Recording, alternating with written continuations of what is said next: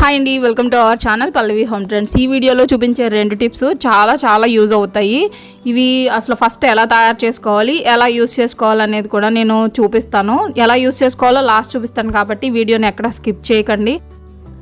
దీనికోసం మనం గుంట గరిటెని తీసుకోవాలి. మనం దోశలో వేసుకోవడానికి మనం గరిటె యూజ్ చేస్తాం కదా, అలాంటి గరిటెని తీసుకోవాలి.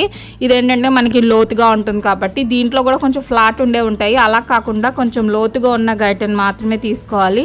దీంట్లో మనం 1 టేబుల్ స్పూను ఆవు నెయ్యిని వేసుకోవాలి.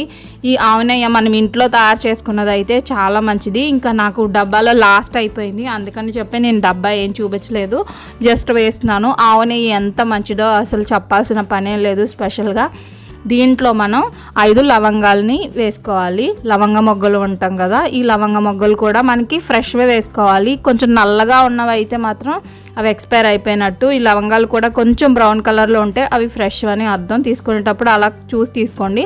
తర్వాత నేను స్టవ్ ఆన్ చేశాను. మనకి చిన్న పొయ్యి ఉంటుంది కదా, ఆ పొయ్యిని ఆన్ చేసి లో ఫ్లేమ్లోనే పెట్టాను. డైరెక్ట్ మనం బర్నర్ మీద పెట్టేయకుండా కొంచెం పైకి తేల్చి పెట్టుకోవాలి. ఇలా పెట్టుకుంటే నెయ్యి అనేది కరగడం స్టార్ట్ అవుతుంది.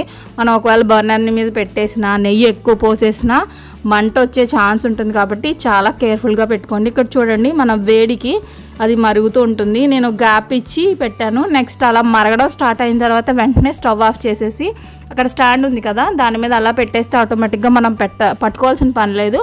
ఆ బర్నర్ ఆల్రెడీ వేడవుతుంది కదా, ఆ వేడికి ఇంకాస్త మరుగుతుంది. ఎప్పుడైతే చిన్న బుడగలు వచ్చాయో అప్పుడే ఆఫ్ చేసేయండి, లేకపోతే లవంగాలు కొంచెం లావుగా అయ్యి పేలుతాయి.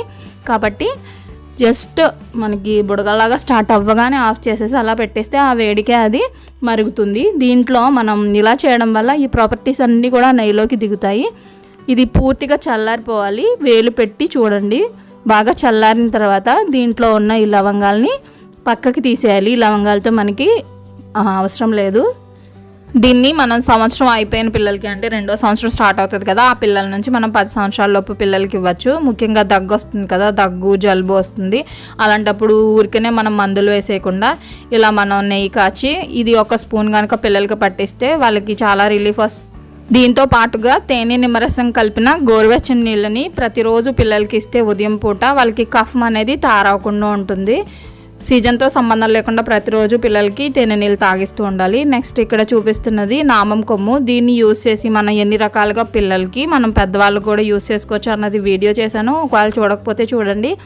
అరచేతిలో కొద్దిగా నీళ్లు పోసుకుని, అంటే 2 చుక్కలు నీళ్లు వేసుకుని ఇలా అరగదీస్తే మనకి థిక్ పేస్ట్ లాగా వస్తుంది. దీన్ని మనం వేళ్లతో తీసుకుని మనం ఎక్కడైతే ముఖ్యంగా తలనొప్పి వస్తుంది కదా, తలనొప్పి వచ్చినప్పుడు ఫోర్హెడ్ దగ్గర కణతలు అంటాం, ఈ కణతలకి రాసుకున్నా, నెక్స్ట్ పీరియడ్లో నొప్పి వచ్చినప్పుడు పొత్తి కడుపుకి రాసుకున్నా, పింపుల్స్ వచ్చినప్పుడు ఫేస్ మీద రాసుకున్నా, ముఖ్యంగా పిల్లలకి చంటి పిల్లల నుంచి ఏంటంటే వాళ్ళకి మెడిసిన్ ఇవ్వకుండా ఇది బొడ్డు చుట్టూ కనుక రాసినట్టయితే ఓవర్ హీట్ చేసినప్పుడు పిల్లలకి జ్వరం అలాంటివి వచ్చేస్తుంటాయి. అలాంటప్పుడు వెంటనే తగ్గుతుంది. ముఖ్యంగా టాయిలెట్ పోసుకోలేనప్పుడు పిల్లలు చాలా ఇబ్బంది పడతారు. ఇది రాస్తే వాళ్ళకి వెంటనే యూరిన్ అనేది వస్తుంది. ఈ వీడియో ఫుల్ వీడియో ఉందండి, అది ఒకవేళ చూడకపోతే లింక్ డిస్క్రిప్షన్లో ఇస్తాను, చూడండి. ఈ వీడియో మీకు నచ్చితే తప్పకుండా లైక్ చేయండి, వేరే వాళ్ళకి షేర్ చేయండి, ఛానల్ని సబ్స్క్రైబ్ చేయండి.